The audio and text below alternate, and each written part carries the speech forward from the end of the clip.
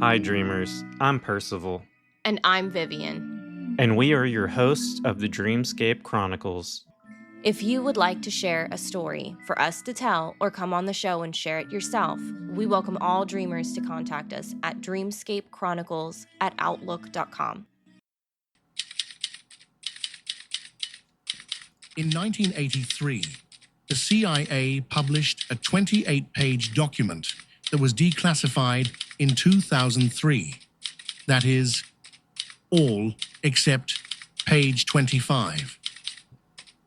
The publication was documenting the military's interest and research into astral projection and other dimensions. So, right into the mystery. Astral projection mysteries. Love it. The CIA is not the only one that's been interested in this by a long shot. There's been a lot of historical documentation on astral projection. Multiple cultures have been interested in astral projection, including Hindu, Inuit, Egyptian, Amazonians, Japanese, Taoist, Judaic, Christian, and even the Western culture. Interesting. So why don't you tell us about some of the cultural facts? Definitely. So, starting with Egypt, we have images in the Book of the Dead of a soul hovering outside of its body. That's kind of intriguing, yeah? Yeah, interesting. And then the Amazonians even call this a soul flight, and they see this as having healing properties and were even believed to allow them to consult with cosmological beings to obtain the name of their newborns. That's unique. Isn't that strange? Yeah, that's super unique. Then the Inuits, much like the CIA from the US, had very specific people designated to astral project in order to detect things on their outer lands and report back. So they used astral projection as more of like a security defense type mechanism. Right, where the CIA was using them for spies almost. Exactly. Well, they'd like to anyway, that's for sure. Then we have the Japanese. I actually really love the Japanese side of this. It's so interesting. So the mythology is linked to Ikiryo, or a living ghost, which is a manifestation of the soul separately from its body. Traditionally, if someone holds a sufficient grudge, I'm not sure what would be considered sufficient enough, but a sufficient grudge against someone else, it is believed that a part or a whole of their soul can temporarily leave their body and appear before the target of their hate to curse them. That's unique also. Very strange, right? Souls are also thought in Japanese culture to leave the body in times of great sickness or when you are comatose, again with that healing properties that's coming back. I believe even in our modern media, that's something that is kind of shown. I think you're right. In modern media, we do see a lot of that mentioned. Even in Marvel, we see it. Oh, with Doctor Strange. For sure. You're a man looking at the world through a keyhole, and you've spent your whole life trying to widen that keyhole, to see more, to know more.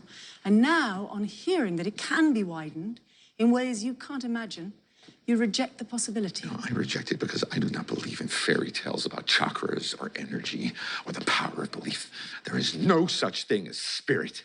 Now, just to specify, there is no scientific evidence that a consciousness is able to split from its physical body and make observations of the world around them. So this all is considered a pseudoscience. We are on the fringe here, folks.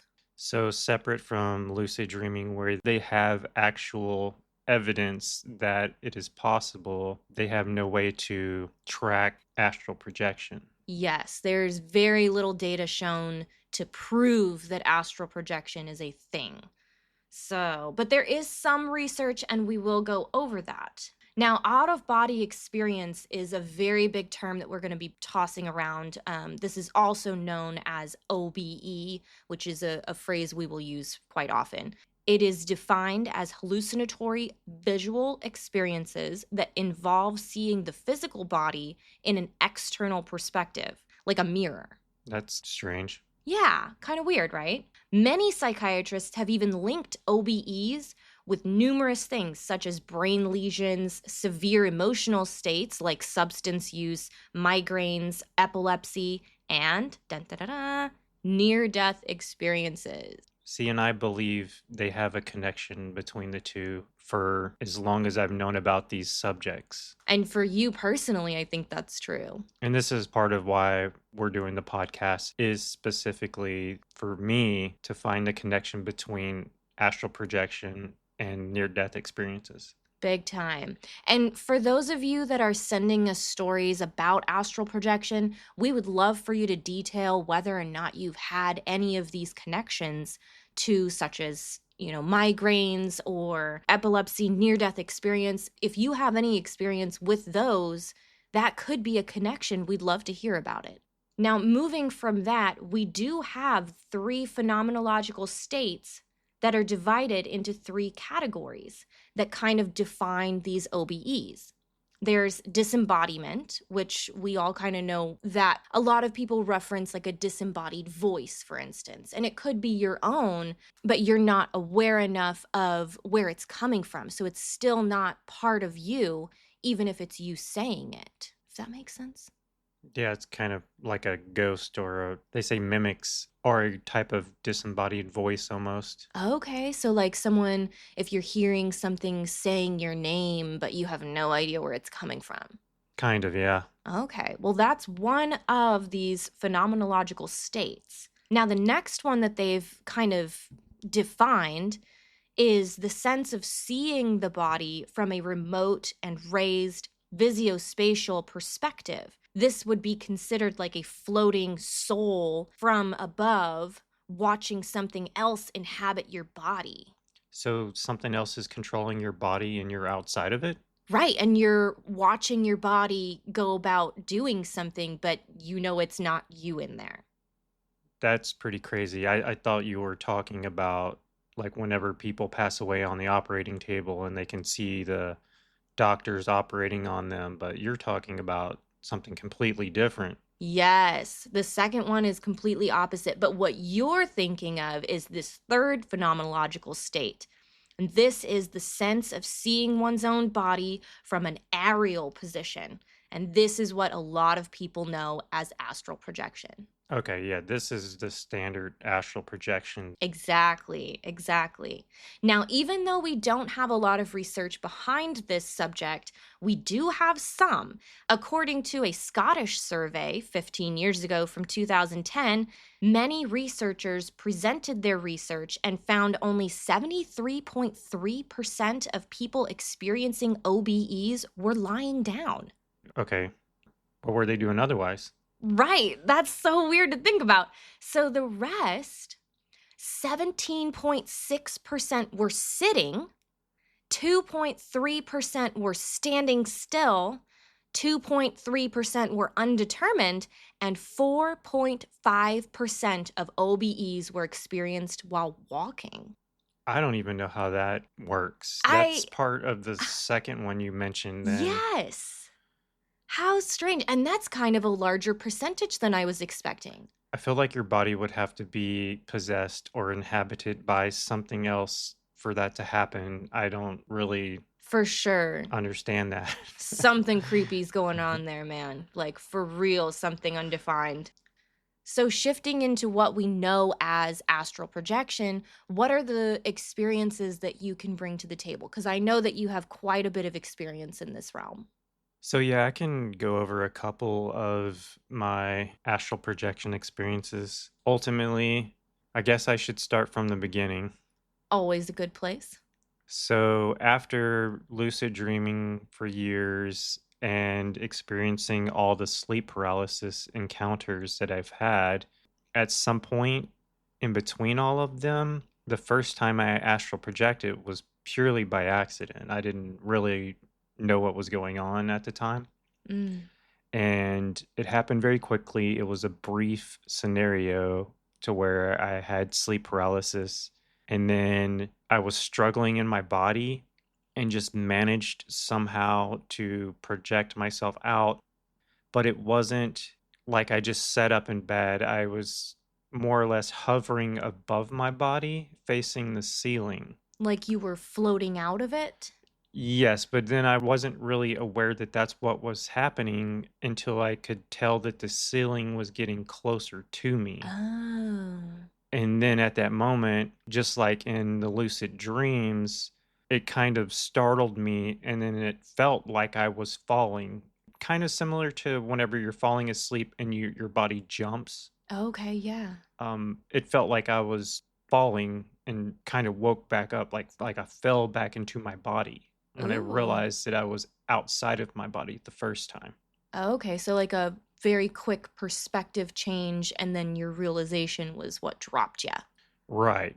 And then after that, I started doing some more research into astral projection. That's basically the turning point for me to start digging deeper into different Mm, subjects from the sleep paralysis point of view.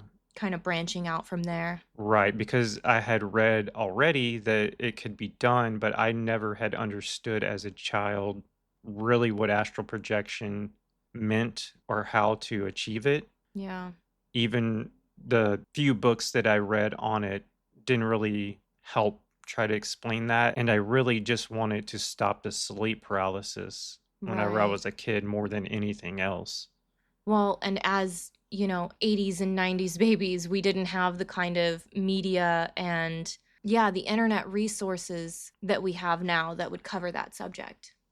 Yeah, exactly. Now with the internet, there's so much more information, and with people on social media, like the podcasting and YouTube, it's so much easier to communicate with other people and understand what's going on, or at least try to get an idea of what other people are experiencing Yeah.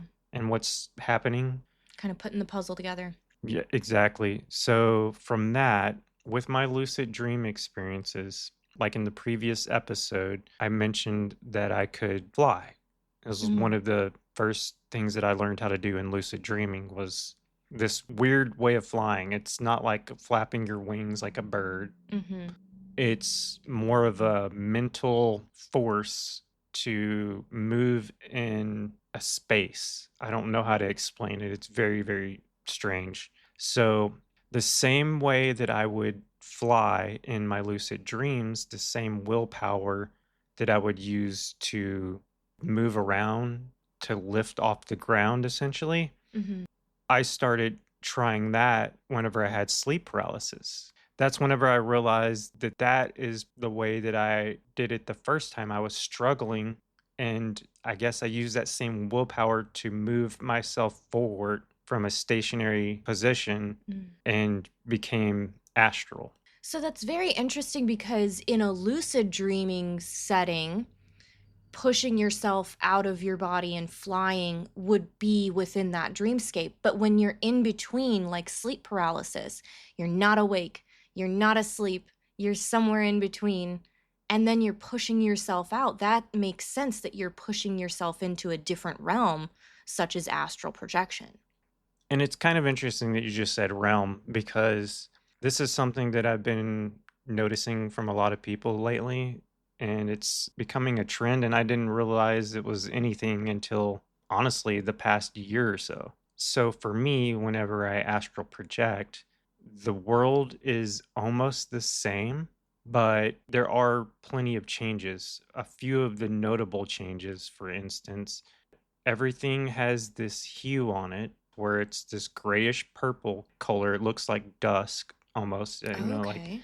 to where it looks like there's light, but there's no sun or no moon. There's nothing illuminating anything. Everything just has this purple gray hue to it. Oh, how strange. Yeah, it's odd. The color never changes. It's always just this color. That tone. Right. Yeah, like a filter. Also, in astral projection, very similar to my lucid dreams, I realized that I could still move through objects. Mm. The walls, the ceiling, doors, I could transition through thinking to move through them. Like it didn't take any effort. It's just like do it without thinking that it's there. Okay.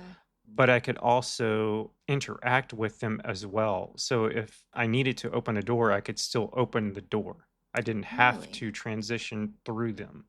know. That's very strange. It is, and I've never understood why it was like that. Yeah. But yeah, so I could go through the walls or doors, but there are things I never tried. Like I never tried going through solid rock or like stone buildings or any kind of things like that. So I don't know if I could actually do that or not. I never tried it, but just like a normal house, if I needed to transition through a wall, I could easily. So that's interesting to me because what I'm thinking is the doors that you were able to open, were you able to float through those as well? Or do you think you had to open them because they would not allow you to float through those doorways? So I'm not entirely sure. Like I've always just either went through the walls or doors or opened them if I felt the need to open them. Okay. The thought process while it's happening is a little different because you're still in a sleep state. So I never really thought about that actually. There's times I opened doors and there's times that I went through walls. Hmm. There were times like I would go back into my original house and I would open the door so I could still interact with the doors that I could go through. So maybe it was more of a intuitive memory. You remember opening those doors, so you opened those doors rather than floating through them. Maybe, but I could do both. But you could do both. That's so interesting. Yeah. Huh. So a little past this, because this is basically just me and the house that it was happening in and walking in and out of the house or through the walls. Right. Outside of this, I could wander around, but I never really seen anybody else in this place. So, like in lucid dreams, occasionally I would see people, random characters, not really anybody I'd know. Sometimes there would be familiar people that I would know. But whenever I'd astral project, it was almost barren. Like there Mm. was no one ever there in this specific place. That's for me how I could tell if I was astral projecting versus in a lucid dream was specifically the hue, the non-existence of anyone. Yeah. And it was like that for a good while until the cloaked one showed up. But once he showed up, things changed, and that's kind of later into astral projection stuff. Another thing was outside of the structures. Now, by cloaked one, you mean the one we were discussing last episode. Right, yes. That one I've seen in multiple states. Very intriguing.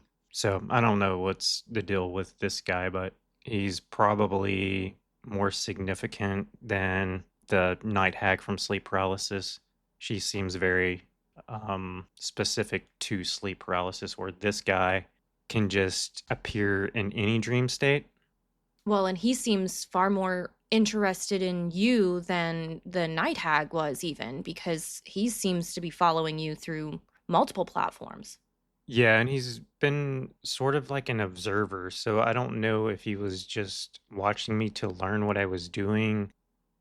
Honestly, I have no idea. What his motives were, yeah. He never really did anything. He always stood there and was watching from a distance. I mean, that's one of the things with him was if I would try to approach him, it was like I could not gain any distance on him. Even in lucid dreams, if I would try to approach him, I would try to get closer to him, but he would stay the same distance away from me. That's so strange. But, whenever I was little and whenever I first saw him in astral projection, I actually avoided him. Like it freaked me out because I had been doing it for a while and never had seen anybody or anything until he just kind of popped up. But he popped up, I was probably about 14 or 15. So I've had about maybe 5 or 6 years of astral projection before he started interfering. Mm.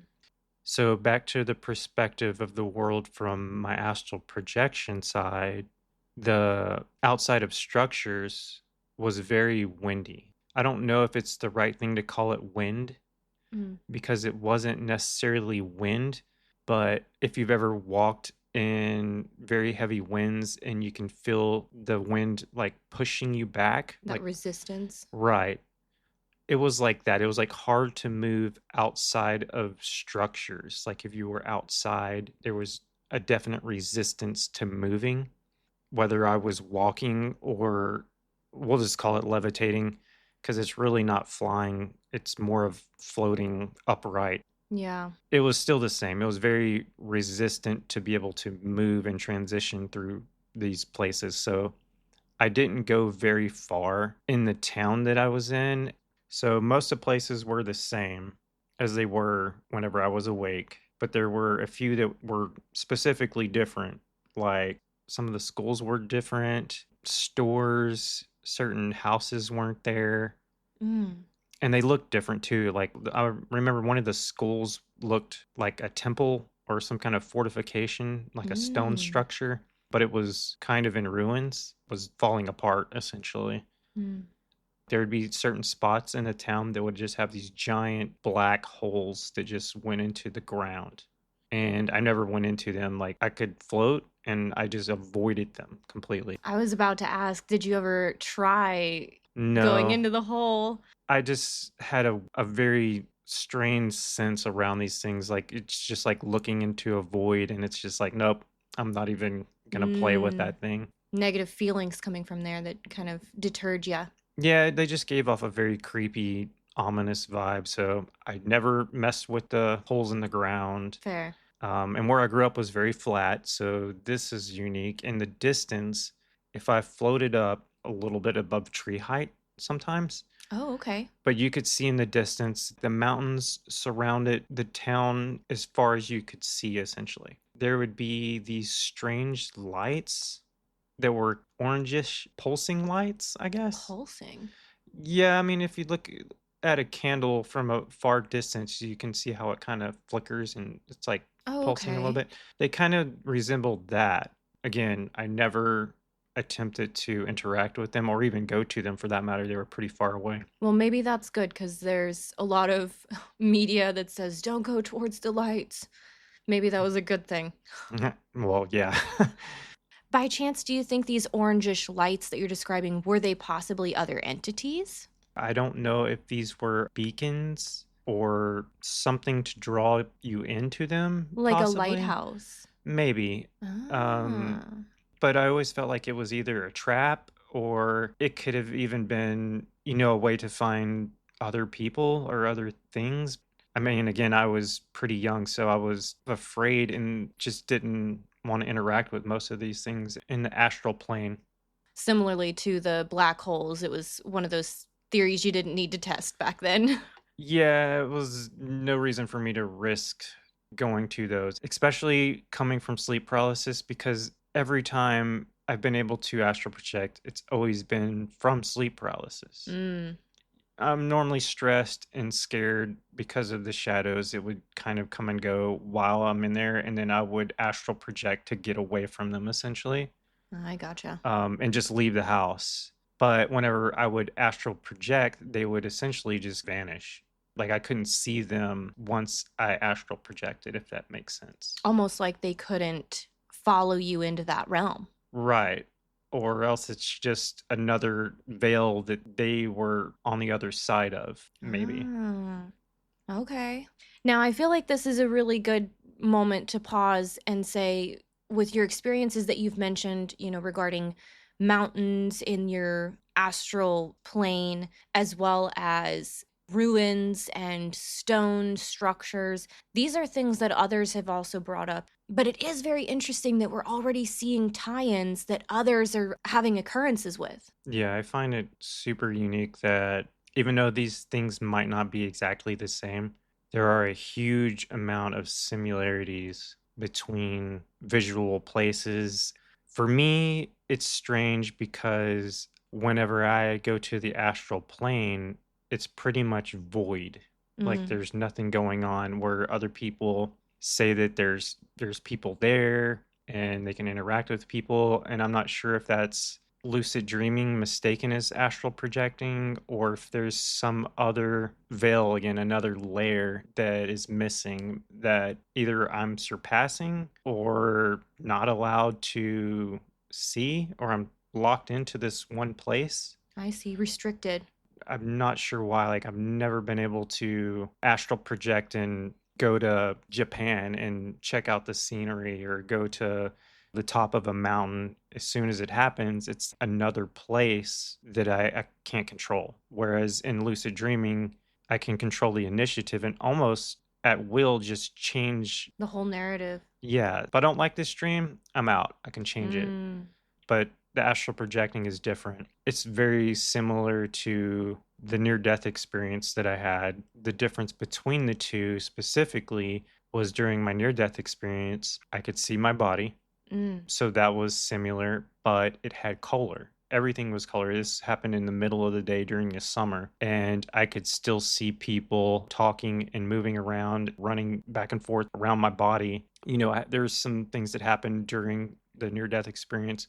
Whenever I came to realization of where I was at, I was kind of on the water's edge. It's like my feet were in the water. And then I was just kind of confused because I was on a dock prior to that. Okay. And then all of a sudden, whenever I was on the shore, I was just not sure why I was there until I realized, like, oh, that is my body. Okay. Like you said about the mirror, I guess that's really what it was like, is like looking at yourself in a mirror and realizing, oh, that's me. Yeah. It was very weird. And at that moment that I realized it was me, it was almost like an instant falling feeling again, just falling and just fell back into my body. And I remember waking up on the ground covered in gravel and sand, and it was pretty scary. So, getting away from the NDE for a bit, because that's quite a large story I'd love to pick apart another day. When you are astral projecting, there is a huge online presence talking about a silver cord. Were you ever seeing a silver cord? Because I don't think I heard you mention that the whole time. So I'm glad you actually brought this up, because there was a couple people recently this past week that it was one of the topics. Someone had asked if people had not had a cord or not seen their cord. That's something that I've never actually seen. I've never even thought to look for it. I mean, it could possibly be there, but I've never seen the silver cord. I believe they describe it as a silver illuminated cord almost. Right. And for anyone who doesn't know what we're talking about, in the context of astral projection, this silver cord is referring to a metaphysical concept where an ethereal cord, often visualized as silver, is believed to connect a person's spiritual form to their physical body during an OBE. Essentially, this is acting as a tether to prevent them from becoming completely detached and lost in the astral plane. On that, there have been people who have been attacked, myself included, during astral projection, but not really about the cord, but people have said that things try to sever their cord, maybe to inhabit their body. How terrifying. Which is scary to think what kind of things could inhabit people if their cord is severed. There could be people walking around with entities in them that we're not even aware of. No kidding. If that's the case. As far as me ever seeing a cord, I've never noticed it. And whenever I finally found out about the silver cord, I had some theories about whether it had anything to do with my near-death experience to why I don't have a cord. I'm not sure. That's just theory, but maybe me essentially going to the other side and coming back has broken the veil to where these certain phenomena that I have experienced are a little bit different than most people's average experiences. But I'm not entirely sure. Like, that would be us, going into near-death experiences and the relation with astral projection between the two. So without going too much further in that, just out of curiosity, do you feel that you never had a silver cord or that it was severed when you had your NDE? I don't know if I've ever had it. Like, I never looked for it. Okay. Like, I didn't find out about the silver cord until like well after I had stopped astral projecting. Much later, yeah. So it was something that I didn't really even knew existed. But again, whenever I had my near-death experience, there wasn't a cord that connected me to my body. I was just kind of standing maybe about 12 feet away from where I was laying. Yeah. Yeah, I was just like getting punched and falling back into your body, it felt like almost. So You mentioned when you stopped being able to astral project. Was there a time frame when that happened or something that stopped you from astral projecting? So back to the cloaked one, he's pretty much, I feel, the reason that I've stopped astral projecting, partially maybe out of fear somewhat. So after a time of me doing this for a few years and then him starting to show up in sleep paralysis, and then he would show up in dreams, and then inevitably he showed up in some of the astral projection experiences that I had, to the point where I was about around 15 or so. I think I was just in high school. And during one of my experiences, like I had sleep paralysis, I did the normal thing to pull myself out of my body to get away. But whenever I pulled myself out of my body, it was like all the little shadow entities were all of a sudden there. Like normally, whenever I would do it, they would just kind of all go away. Okay. It's like I'd pull out of my body and then just leave the house as fast as I could. But this time But it didn't happen that right, way. and this is the last time that it happened, was me pulling out of my body and immediately having, like, it just felt like if somebody's grabbed you and they just squeeze your arm or leg, that pressure you feel when somebody's gripping you, and it just was like tons of little hands holding me still. So then the shadow entities started crawling up onto me, and it was almost, I guess, kind of, maybe that's what people say when they feel like the weight on them, because it just felt like I couldn't move anymore and I was being pushed downward. They basically forced me back into my body from astral projecting, and then the cloaked one was there in the corner, and then the little shadows kind of backed off. Wow. And most of the time, they never interacted with him. This was one of the first times that they interacted with him, and it was the last time that I astral projected.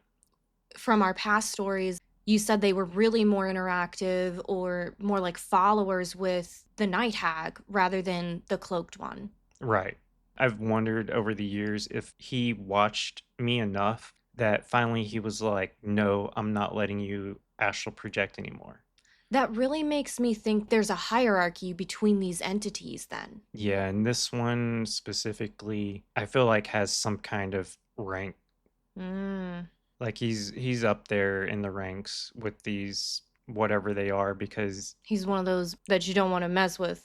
after I wasn't able to leave my body anymore, it got pretty rough. The activity with the shadows intensified at that point. They knew that I couldn't leave anymore. I'm assuming whenever I would have sleep paralysis, they would just wreak havoc, kind of taunting me almost, like they knew that I couldn't leave anymore. Like they knew that they could stop me from leaving. Very chaotic, too, sounding. Yeah, I mean, it was pretty horrifying. Needless to say, this happened for decades and only recently started subsiding, probably within the past 5 to 6 years, maybe. Decades being the lucid dreaming or the astral projection? The sleep paralysis. The sleep paralysis side of it. I see. Right. Lucid dreaming, I can still do to this day. And again, sometimes it's normal. Occasionally, I'll see the cloaked one pop up doing his thing. I feel like he's checking in on me to watch, but it's very weird. I get the feeling that he's like a warden, and I'm not allowed to do that. Oh, okay. So there's restrictions he's protecting. Or he's stopping me from leaving my body for whatever reason. I don't really know. How strange. That's very, very interesting.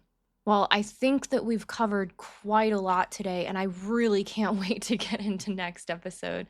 We've got a lot to decompress here, and like I said, we've got quite a few stories to go through, so hopefully we'll start integrating those as well. Yeah, I mean, this is pretty deep for me, so there's so much more to all of this, but like I said the last time, there's so many of the stories that are just mundane, the same things over and over again, so I don't want to, beat a dead horse. No, but we are kind of slowly excavating your stories, layer by layer here. I definitely would like to know if other people have had similar encounters like my astral projection to them preventing me to be able to do it.